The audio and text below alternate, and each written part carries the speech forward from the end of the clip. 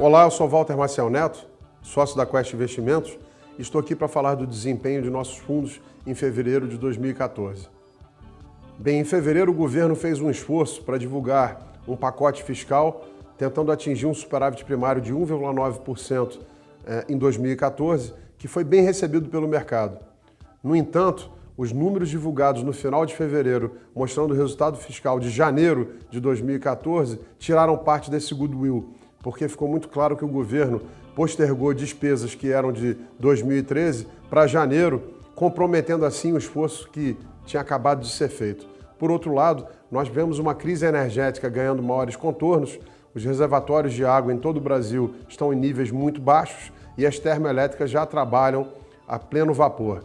Isso deve levar como consequência um esforço fiscal maior do governo para evitar o repasse de tarifas para a população no ano eleitoral, prejudicando então novamente e subtraindo mais ainda esse goodwill e, por outro lado, pressionando a inflação.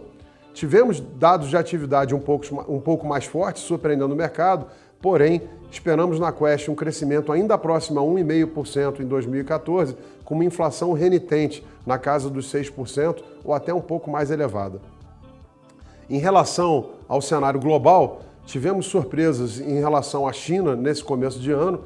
A China vem tentando evitar o estouro de uma bolha de crédito no seu shadow banking com uma política monetária mais restritiva, e os efeitos dessa política monetária mais restritiva podem acabar significando uma desaceleração um pouco mais forte do crescimento chinês ao longo desse ano.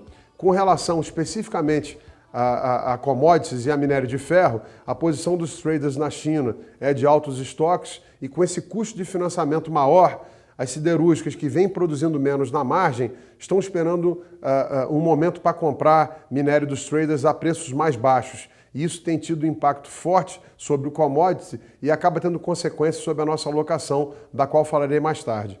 Com relação aos Estados Unidos, os mercados tiveram no começo do ano um alívio com números mais fracos de atividade, o que poderiam significar que os juros americanos não se elevariam tanto ao longo do ano.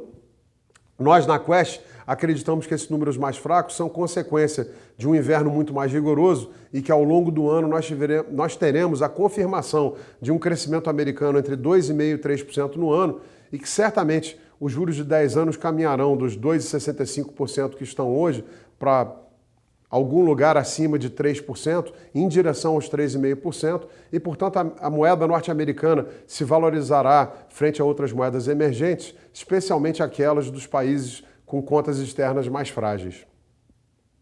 O Bovespa perdeu 1,14% no mês, uma performance ruim, inclusive no aspecto relativo, em relação a outras bolsas emergentes e bolsas também de países desenvolvidos. O Quest Ações no mês teve uma perda de apenas 0,17%, o Bovespa, como eu disse, caiu 1,14%, e em 12 meses o Quest Ações apresenta uma perda de 7,1%, enquanto o Bovespa caiu 17,99%, e desde seu lançamento em julho de 2005, o Quest Ações tem um ganho de 495%, já líquido de todas as taxas de inflação e performance, contra um ganho de apenas 81% do Bovespa. O Quest Small Caps teve um resultado neutro no mês, perdeu 0,04%, enquanto o índice Small perdeu 1%. Em 12 meses, o fundo tem perda de 9,70%, enquanto o índice Small se desvalorizou em 23,58%. E desde seu início, em dezembro de 2009, o fundo tem um ganho de 122% contra apenas 1,19% de ganho do Small. O Quest Top, a mesma coisa, subiu 1,23% no mês, enquanto o IBX perdeu 0,32%, e desde seu lançamento em janeiro de 2012, tem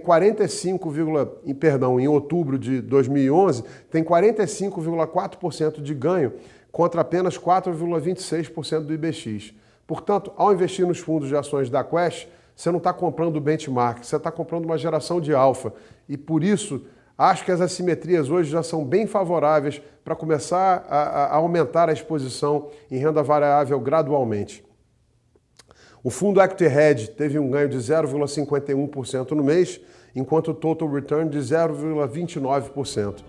Em 12 meses, eles acumulam, respectivamente, 8% e 7,74% de retorno líquido de taxas.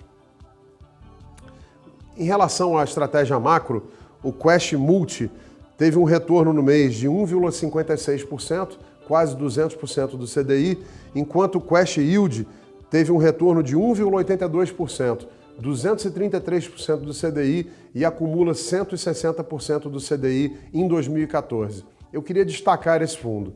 O Quest Yield é um fundo de renda fixa a longo prazo, que não pode investir nos mercados de câmbio ou de renda variável, que não tem exposição a crédito. Portanto, ele só investe em títulos públicos federais e faz posições nas curvas de juros e de inflação, podendo ficar no curto como no longo prazo, podendo ficar com NTNBs travadas com DI, operando a inflação implícita, olhando para as posições de mercado e buscando explorar essas oportunidades, que certamente serão muitas ao longo do ano, que tem tantos eventos e que promete ser bastante volátil.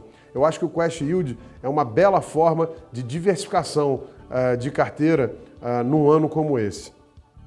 Finalmente, falando da contribuição para os fundos de ações, os maiores destaques no mês foram Itaú, CETIP, Estácio e Croton, e as maiores perdas foram em Gerdau e Usiminas. Nós temos a carteira do fundo com destaques em Itaú, CETIP, Brasil Foods, Cosan e Ambev. Setorialmente, os maiores overweights são educação, serviços, consumo e agribusiness.